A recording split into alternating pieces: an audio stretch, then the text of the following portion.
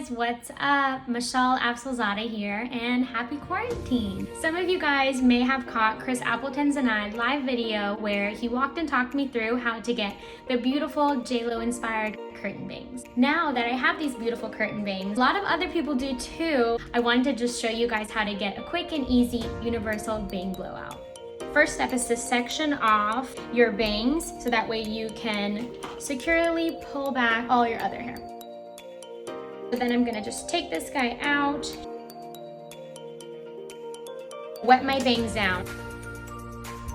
I'm gonna take my comb, and you wanna make sure your comb's teeth are pretty close together so that way you can get a universal part. You wanna avoid using the bottom of your comb where the teeth are further apart. I'm gonna blow dry left, right, up, down, all over, so that way whether I'm parting my hair this way or this way, if the root goes to the direction I want to, the hair will follow.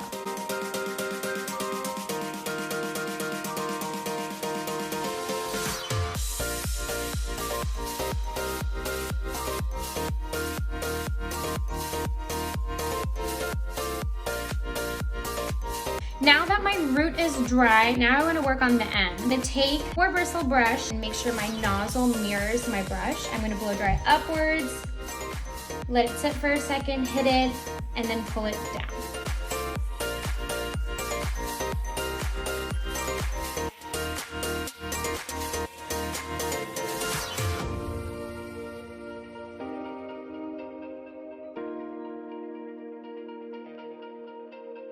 Oh, that's cute. Then very easily, I could part it like that as well. I don't know which one I like more.